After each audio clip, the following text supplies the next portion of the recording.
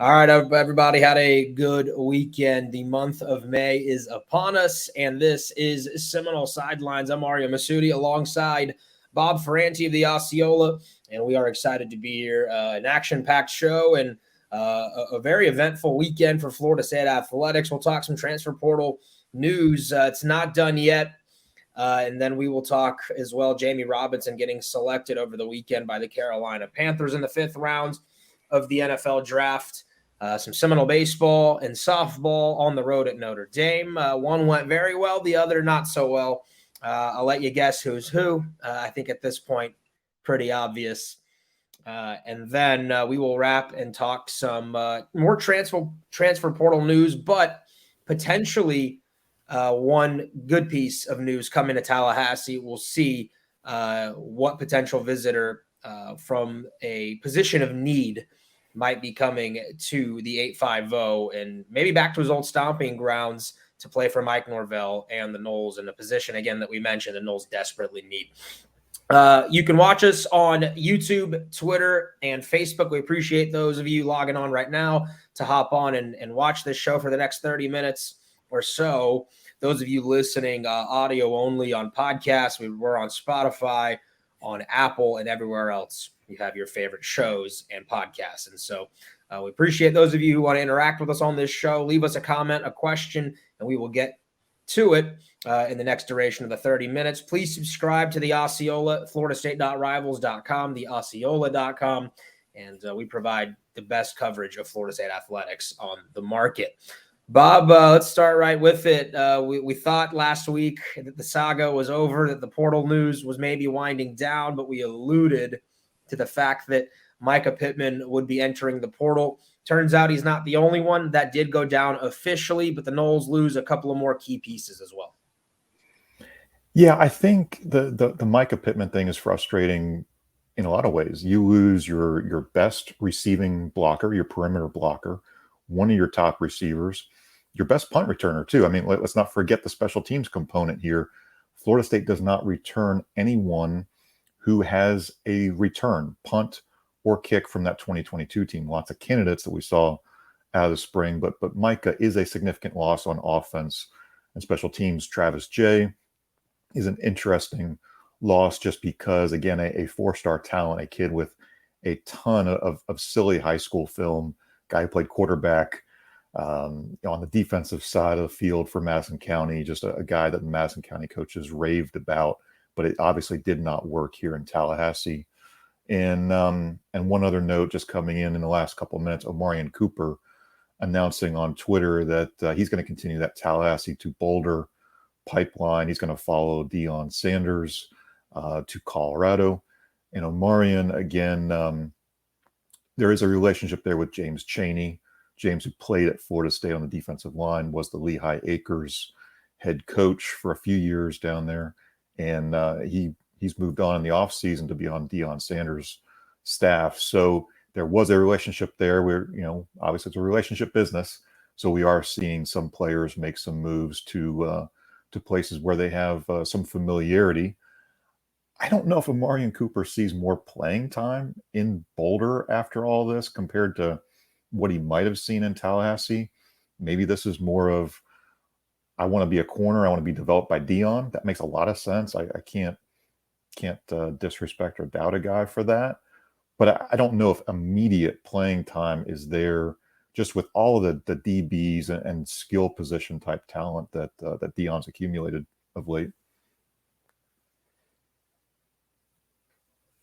Without a doubt, Bob, I think I agree with you that I'm not sure that that's the best fit for Omarion. However, Deion very good at recruiting, very good at convincing. And it was clear that, Duke didn't want to play safety. And I think that was the biggest thing for him is he still feels like his future is at the corner position. FSU felt like it had better options at corner and could not provide the playing time. He played pretty well, I thought, at safety. And was getting accustomed to it. The coaches seemed to be pleased, but at the end of the day, again, in this day and age of the transfer portal and NIL and what people can do with tampering and trying to, slide into social media inboxes and things like that, I'm sure they were able to convince him that his days at corner were not done and that he could come to Boulder and play at a high level for someone he trusts. As you mentioned, his former high school coach, on staff at Colorado with Dion as well. And so we wish him the best. We'll see how that goes for Duke. For Florida State, it's a loss in that you lose depth at safety. He wasn't going to factor in at corner. I mean, that just Florida State had better options. They had moved on in their minds at that position. And, again, you wish the kid all the best. I think losing Travis Jay, though, another one that we just kept waiting for him to kind of have that light click, right? In high school, he's this freak athlete, two-sport star, really one of the best talents that the 850 and the Big Bend high school area has really created and provided to Florida State. It just never panned out. Injuries, off-field stuff. We never got to see the best of Travis Jay, and we never really saw him on the field. And so it was like we hardly knew you. We wish him all the best. But again, the Noles are losing a couple of different guys. I believe I saw Zane Herring committed to USF, former Right. Florida State lineman. That could be a good spot for him. I wonder what happens now going forward because, Bob, in that the portal's closed, right, to enter your name in. That doesn't mean that things can't happen between now and next fall. And now if you're Florida State, you got to make sure that you keep the guys on your roster locked in. And I think you're going to look to add a few more on your side, safety being a position of need now. And the Noles wasted no time. I had a feeling, that the Noles were active and that they don't leave any tables unturned, if you know what I mean. And Jaylen Key, UAB transfer, who played really well, a Tallahassee native, is put Florida State in his top 6 and is primed to visit Florida State here in the near future. Yeah, Jaylen Key's a neat story, I think, of development. I mean, at the high school level, he was good. He was appropriate to jump to a G5 school. He chose UAB and really got better and better through each season. Had some early redshirt seasons where, wasn't very productive, honestly, but 2022 redshirt junior broke out and had 60 tackles, 3 interceptions. Saw watching just a little bit of film of him over the weekend, where he's kind of playing that deep safety and just kind of jumped underneath a route and got a nice interception near the goal line. So you can see the instincts are there. Good size. He's 6'2", 210, and a Godby native. I think we've talked a little bit about this. Charles Fishbein mentioning Florida State needs to be more active in the Panhandle. Florida State could grab some more guys from Tallahassee if they are the right fit, if they are going to help you. I think it can only help, really moving down the line. There's a lot of great prospects in the Tallahassee area that Florida State's in on in these future classes. So I think that's going to help. Just having a few extra prospects on the roster. We saw Tyler Keltner come back, the Childs graduate who was a kicker up at East Tennessee State. So get some of those Tallahassee kids back home. These guys who want to finish up their careers, their final season of college, help continue what Florida State's building. I think this is a potentially good move for Mike Norvell if Jaylen does want to come back home. Florida State's in the top 6. We'll see how that visit goes. He was at Alabama over the weekend, so there's some heavy competition here, right? I mean, this is not a slam dunk by any means, but if he wants to come home, I think the welcome mat is out for him to return to Tallahassee. Yeah, and again, it would be a big ad for Florida State. There are some other names that are being floated out there as potential guys who transfer in, but no doubt I think Mike Norvell would be very happy with Key, who played well for UAB last season. I think north of 60 tackles, a couple of tackles for loss, and it would add depth to what do we think? Shaheem Brown, Akeem Dent, probably the leaders in the clubhouse. And KJ Kirkland's a young guy who had a really good spring. Quindarius Jones is an option. Yeah, I think Shaheem Brown had a really, really good spring, and Akeem Dent, as Mike Norvell said, did have an injury that sort of cut into his offseason. But we've seen Akeem play some corner, play some safety. Candidly, a guy who's very, very inconsistent. But when Akeem is on, when he's dialed in, obviously a 5-star talent. He's a guy who you want to be part of the mix. So, but I do think with Omarion leaving, there is definitely a door open for some competition to build some depth there. You have to prepare for the event of an injury. You know, we've seen this through the years where you have to have depth. You have to have guys ready to step into these roles if anything happens during, you know, what we know is a 12-game season, but it can be very long and it can be tough physically on the guys. Yeah, I expect Florida State to turn really in every direction to try and find more pieces in the transfer portal. I think you can look at receiver as another position that Florida State might, maybe kick the tires on and see what they can find. It would not surprise me in the least if FSU looked there. Micah Pittman leaving, I think there's a void there. However, it seems like, Micah left on amicable terms. Mike Norvell shouted him out and wished him the best of luck on social media. So I do wonder there where FSU might look for a slot type receiver. They've got Winston Wright in the fold, Ja'Kai Douglas, but to build the depth there to feel safe, I think you want to look around. If there's someone that fits your program, right? You got that receiver over there from, I think, UTSA, who's now in the portal. Could be a big fit for FSU. And there are some others out there, I'm sure. And no one knows better than Mike Norvell. He's been arguably the best at acquiring transfer portal talent to flip a program and to really make an impact. So I'm looking there. Is there any other positions that you feel like FSU needs to maybe hit? Would linebacker come to mind as maybe one more add if you can get there? Yeah, we think Florida State's at, in the ballpark of 79 to 80 scholarships. You've got the 85 scholarship limit you have to be at by August, by the time you break preseason camp. So there are some needs. Safety, obviously, linebacker. There haven't been a ton of really good fit linebacker candidates as of yet. I think that's maybe why it's been quiet so far on the Florida State end. Receiver, like you mentioned, Micah Pittman. That's a tough one. Honestly, though, a Ja'Kai Douglas almost kind of plugs into that Micah Pittman type of role. Very similar body size. I love Ja'Kai's speed and what he can do from the slot. We saw that with some of those deep passes that he caught a couple of years ago against Notre Dame and Miami. Ja'Kai is just a really talented receiver. I think the fan base would fall in love with him. If he were 6'1" or whatever, you'd be salivating over this type of guy. He's on the shorter side, but if that production, if those opportunities are there for him. And of course, Kentron, Kentron had a great spring. We have to feel like Kentron is going to be, say, a 1-2 with a Johnny Wilson. If you're going 2 receiver start, but if you go down to a 3 receiver set, who is that third guy? Is it Darion Williamson? Is it a Ja'Kai Douglas? Who do you look to? Like you said, you might need to look into the portal a little bit more. Vandrevius Jacobs had an incredible spring, a freshman who really caught our eye with his speed, elusiveness, route running. Are there continued opportunities for freshmen to emerge? A Vandrevius Jacobs, a Hakeem Williams.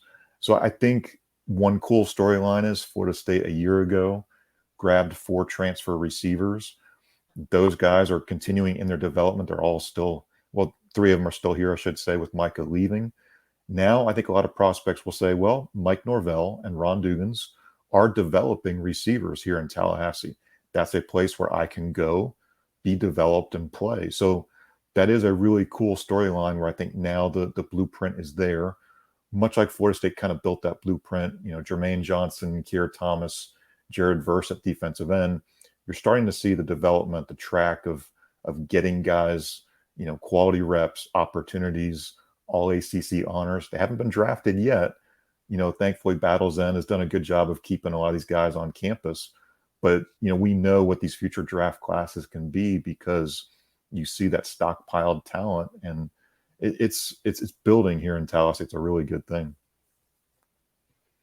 Yeah, no doubt about it, Bob. And we'll keep our eye on the portal and see what FSU goes to. I think no doubt, though, you and I agree, and Pat and Fish will be able to touch more on it on Wednesday's show.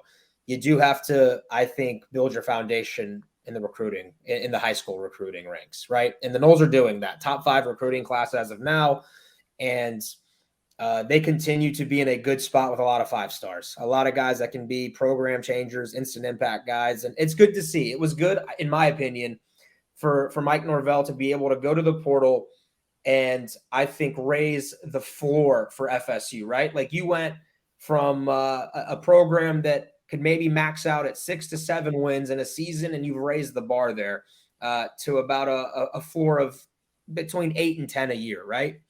If you want to get to that next level, high school recruiting is where it's at, right? You need more of the Hakeem Williams types to join the fold and some big names to come in. And you see it every day, you know, Pat and Fish and Kurt and the rest of the crew are on the trail. And there are a number of guys that are interested in Florida State. And I do think if the Noles have another strong season, right, 2023 goes well, the way that 2022 did, it wouldn't shock me if FSU finished with a top 5 recruiting class. I think top 10 would be a lock if they played well this year.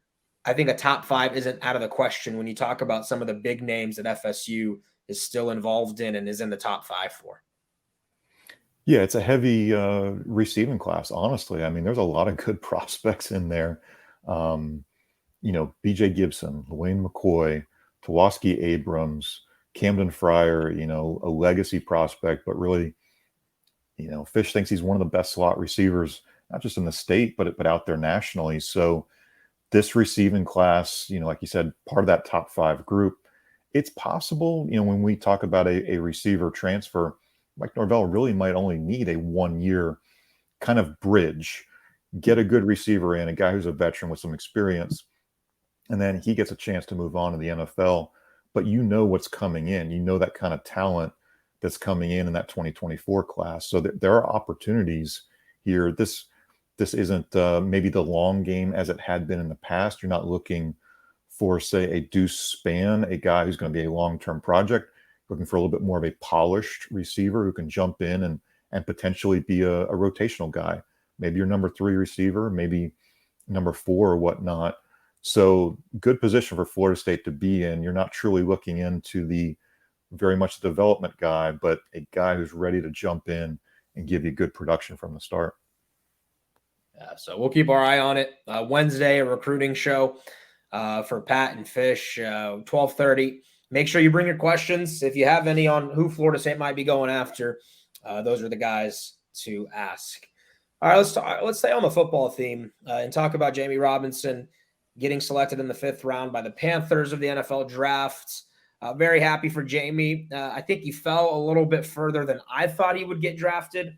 And no doubt, in my opinion, as far as 5th rounders go, to me, he has as good of a chance to be an instant impact guy, not to just make the roster, but to be a rotational piece and maybe eventually a starter for the Panthers. And I don't know that you can say that about a lot of guys who were drafted in the 5th round or after. Yeah, I think that the Jammie Robinson discussion is one of 2 things. What do you see on film? What did you see in pro day and combine and all that? And I think some of that is those testing numbers don't exactly reinforce what you saw on film with Jammie. But when you watch him on film, it is the instincts. It's the ability to play multiple positions, you know, a little bit of a nickel, a little bit of a safety. He can play deep. He can get closer to the line. He was not, I think there were some of those Derwin James comparisons. There are some similarities in how he can erase some of those big plays. He can keep things in front of him, range to the sideline, push guys out of bounds. Jammie's value is very, very high. His versatility, I think, is the biggest reason why. I know he was really, really frustrated. He said he cried, you know, Friday night at the fact that he was not drafted. You know, somebody asked him on a Zoom call from the Panthers media, you know, was he salty? He said, salty's not the word. I'm hurt. So there's a lot of motivation. You know, Jammie's always played with that chip on his shoulder. And I think that's good for him. He's going to carry that into the NFL. And look, Carolina was a team that was very, very close to making the playoffs in a bad division last year. Now they're going big. You know, Bryce Young, they're got Brian Burns off the edge, Jammie Robinson in the mix. They're sort of building here with a first-year coach and Frank Reich.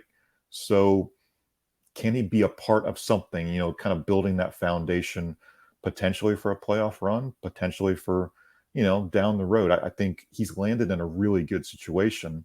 That's kind of what we want for a lot of the Noles is, maybe land in the best situation where you can have some opportunities to play and really build something. At the start of the draft process, I looked around and CBS, ESPN, NFL Network, a number of them had Jammie as a top 5 safety in the class.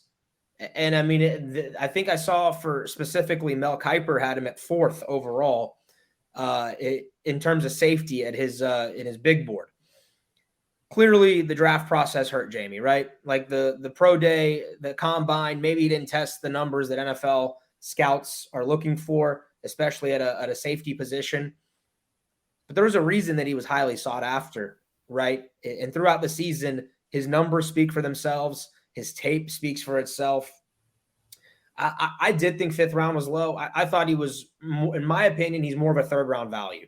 And 4th I could have seen, but 5th, I think the Panthers got themselves a steal, and maybe one of the steals of the draft, because when you look at the 5th round, and the only other comparison I have is in the later rounds when Deuce Vaughn from Kansas State, the Cowboys took him. Those are 2 guys to me that I think will start at some point, or at least become heavy rotational guys for their respective teams. And Jammie did it in a good conference against some of the best competition. I have no doubt he's going to make the roster. Like, that to me is 100% guaranteed. He's going to get a pretty nice contract. And I do think by the end of the season, he's going to be sitting there with Brian Burns as a couple of former Noles that are wrecking havoc in the Panthers defensive side. And so I'm disappointed for him. I know that, Jammie's come from a background where he's been doubted and kind of the underdog for many years. Obviously, the story of his mom's house burning down and the Tallahassee and Florida State community rallying around him, but he's had to kind of come from the ashes, with no pun intended, but so to speak. And that guy plays better with a chip on his shoulder. Bob, I really like what the Panthers get in Robinson. Yeah, Jammie's going to use that motivation. I was, this was a guy who I think we felt it was trending toward him going to the NFL right after the bowl game. Jammie thinks that he's ready. I know Jammie kind of views himself as a coach out there on the football field too. He wants to go into coaching one day, be a high school football coach, maybe go back to Leesburg and give back to that community. Like you said, Florida State community gave back to him. The Leesburg, Georgia community gave back to him and his mom. And I think he's very much a man where loyalty is a big deal to him. He remembers those who helped him get to where he was able to make it to. And it was cool to see that he was up at an Airbnb in Atlanta over the weekend watching the draft, and Carolina Panthers fan was nearby and congratulated him right away, and they gave him a beanie, so he's wearing the Panthers beanie when he's talking to the Carolina Panthers media on the Zoom. It was kind of, you could tell he was just really, really not just relieved, but I think excited to know where he was going and kind of start thinking about the roadmap to the next step of his journey, just what he can do for Carolina. So I think we're all kind of excited for him and looking forward to what's next. Yeah, so congrats to Jammie getting a shot. That's all that matters, and the money will be made in the future for Mr. Robinson. And so we will be excited to watch him start his NFL career. A couple of other Noles, I believe, had some undrafted free agent signings by some teams. I saw Cam McDonald got a shot. Pokey Wilson got a shot. I saw big Robert Cooper getting a shot. Those are guys who I think will go into camp. Bob, if I'm missing anyone, please feel free to comment out. But those are guys who are going to go into camp and have a chance to impress and hopefully make a roster. Yeah, we've got a roundup on the Osceola.com of where the guys are going. Still no word yet on Dylan Gibbons. So we'll kind of monitor that, where he's going. A couple of former Noles found some homes too. James Blackman with the Miami Dolphins. That's a free agent deal. Kalen Layburn, after a really monster season up at Marshall, ends up with the 49ers. And Jaden Woodby from Boston College to the Los Angeles Rams. So good to see a lot of these guys who, we followed for years at Florida State, and then they moved on in the transfer portal. But these are good opportunities. Rookie camps open. You get a chance to show if you can stick, and then you work your way through the summer into preseason camp.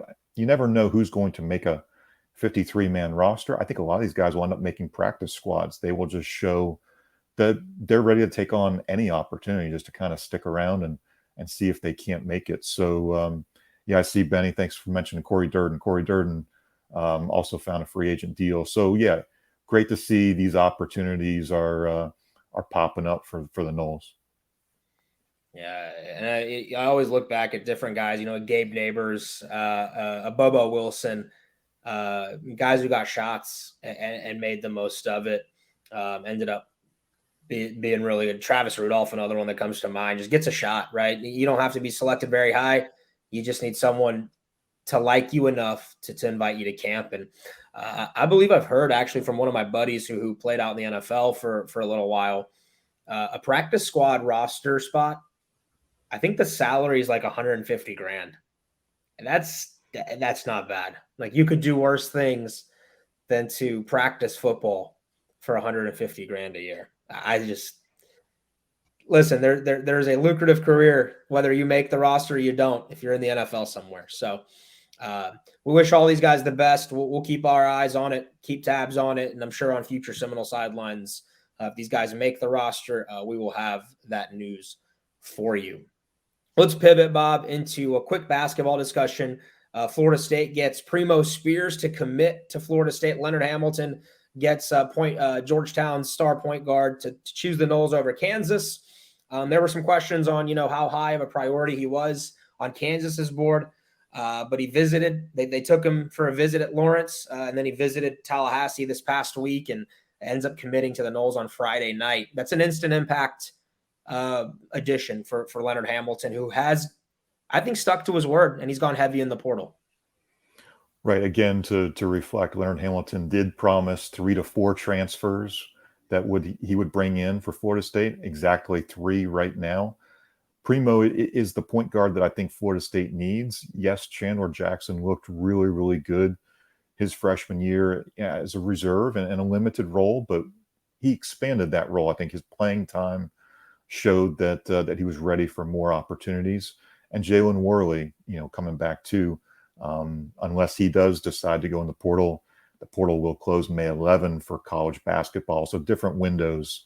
If you're trying to keep up with these portal windows for football, closed Sunday night, for basketball going through May 11th. So we could still see some activity. I know there's still a little bit of smoke about an Efton Reed. What does Efton decide to do?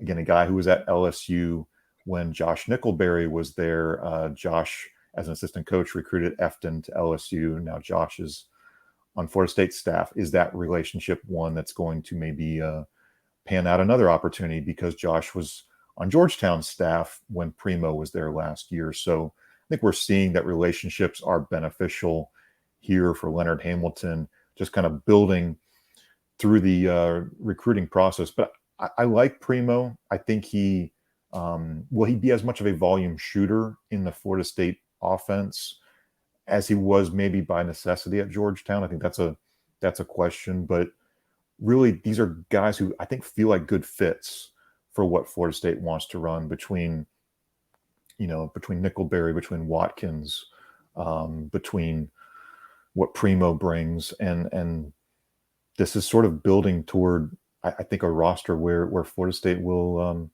have that bounce back year. I think that very necessary bounce back year with these transfers, with the returning core. Again, Cam Corrin, Cameron Fletcher, who I think the Florida State staff was really thrilled with what Cam Fletcher showed before that injury. Jaylen Key, who I think is a really unknown piece from the fan base, just because you didn't get a chance to see him in Garnet and Gold. But Jaylen Key can bring a lot as far as a Malik Osborne type down low, a rebounder, shot blocker, a little bit of an enforcer, a kind of a bigger 4 piece who's a good piece of the puzzle. So I think we're seeing pieces of the puzzle. Again, Aria, we heard a lot of fans say, well, I don't know if this one guy moves the needle for me. I think it's collectively the group is going to be part of the pieces that are the puzzle for Florida State. We're not going to see a huge big name guy come in. It's going to be pieces that are going to contribute to the overall puzzle, the defense, the leadership, what they bring in terms of just being guys who are good for the future of the program. Yeah, I like the Watkins ad a lot. I think he's good from VCU. He fits Florida State. Long, athletic, can shoot the three, defends at a high level. Nickelberry played in the ACC for a season before transferring over to LaSalle and was the 6th man of the year. And what I think is a really good conference. The A-10 is underrated year in and year out.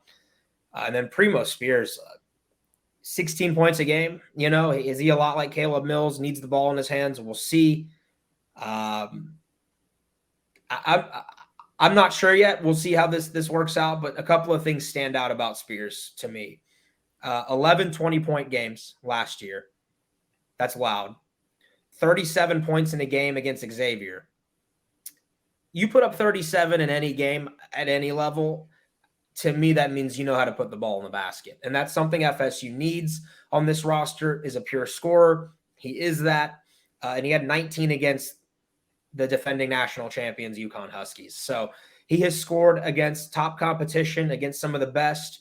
The Big East, we can go through the list of UConn and Xavier and Marquette. Everybody. That whole conference was loaded this season. And so Georgetown was awful, yes, but you got their best player. And so now he comes to Tallahassee. We'll see how he fits. Hamilton has made a vow that the team would be better next year, right? That he'd get older kids that are a little bit more mature and are better in the locker room, and as a result can handle the grind of a 30-game season a little bit better. So maybe one more ad for FSU coming. We'll see. I think at the big position is where you should look. At the center position, you don't necessarily need, though, a 7-footer. And if you can find someone in the 6'9", 6'8" to 6'11" range, 6'8" to 6'10" range, long, athletic, moves well, and can switch, 1 through 5, I think that fits you just as well if there's someone who fits, again, that mold in the portal. So keep an eye on that. Long way to go before FSU hits the hardwood again next November for Leonard Hamilton. But it seems like the team overall, top to bottom, has improved, no doubt, as Ham said that it would. Lastly, FSU baseball, some softball. Noles lose the series to Notre Dame on the road. Softball wins the series and sweeps Notre Dame on the road. The teams shared a charter plane up there, and it was cool to see both squads supporting each other when they had the opportunity and watching each other's games. A short walk from baseball to softball over in South Bend. And, softball continues to be a monster. They're number 3 now in the country, according to some polls that were released today. That's a team that's incredible. They pitch, they hit, they have timely hitting, they're clutch. The list goes on and on. And baseball, started Friday with a win, and Jackson Baumeister was electric. Doug Kirkland again gets the job done, and it was the first win streak for FSU since March when they beat Pitt twice. Unfortunately, the next 2 days looked much of the same as what we've seen for most of the year. And Saturday got out of hand. Noles got blown out. Sunday, they fought. It was a back-and-forth affair, but they lose in a slugfest 12-8.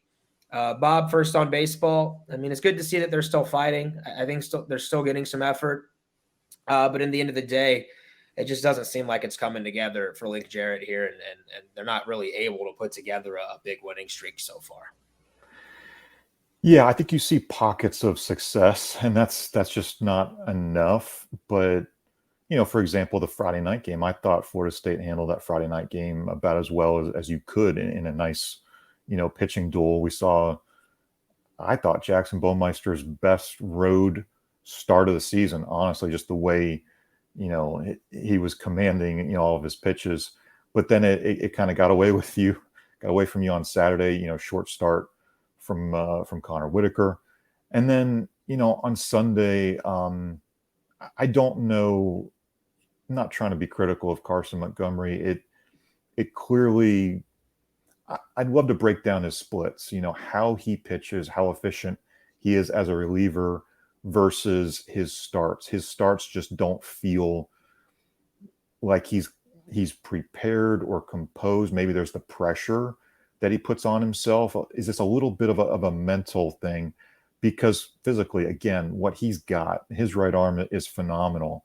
What he can do, with that slider. So I don't know. I almost feel like at this point, Carson may need to be that long reliever guy, and you need to have an opener on a Sunday if you're going to kind of go with this kind of blueprint of where you are in Florida State. Look, the optimism of them maybe going to Charlotte, I think is pretty much out the door at this point when you've got Louisville and Wake Forest to go. But I do think player development is the storyline. You really want to see how these guys fight, how they compete. You want to see who wants to come back next year. You want to see who you want to bring back next year if you're Link Jarrett. I mean, honestly, you're almost interviewing these guys daily to think about who you want to be as part of the foundation of your program in 2024. So I think these games have value. I know a lot of people have maybe checked out and they're not maybe just checking scores, maybe just reading boxes or stories. Maybe you don't want to watch every pitch, every inning, every game, but they have value, I think, for where this program is going under Link Jarrett. You see moments. Again, that Friday was really, really good.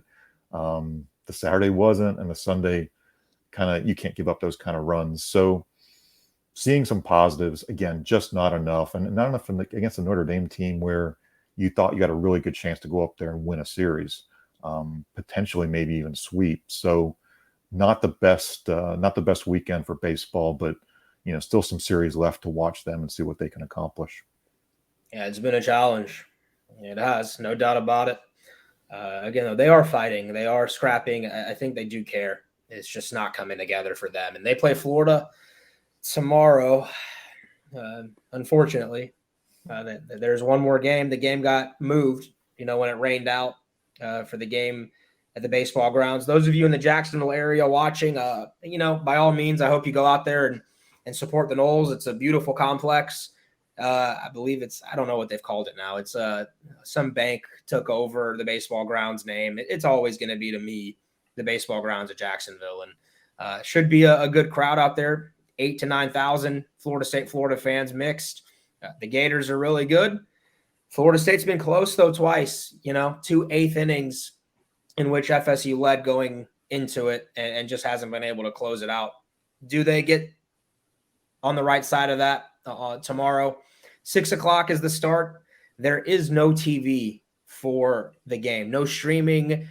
There will be no cameras televising or streaming Florida State and Florida the third time. You can listen to Eric Llewellyn on the Seminole Sports Network from Learfield, and he's on the radio and on the app.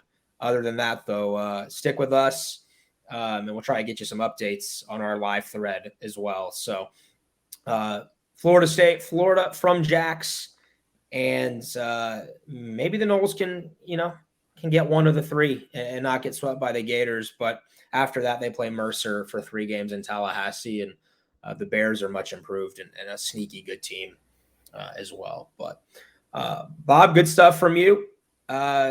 Enjoyed this episode. Those of you watching, we appreciate you. Those of you commenting, appreciate you as well. Please subscribe to the Osceola. The Rivals, FloridaState.rivals.com, theosceola.com. Subscribe on our YouTube channel and to our podcasts. And we plan to talk to you soon, next Wednesday to be exact.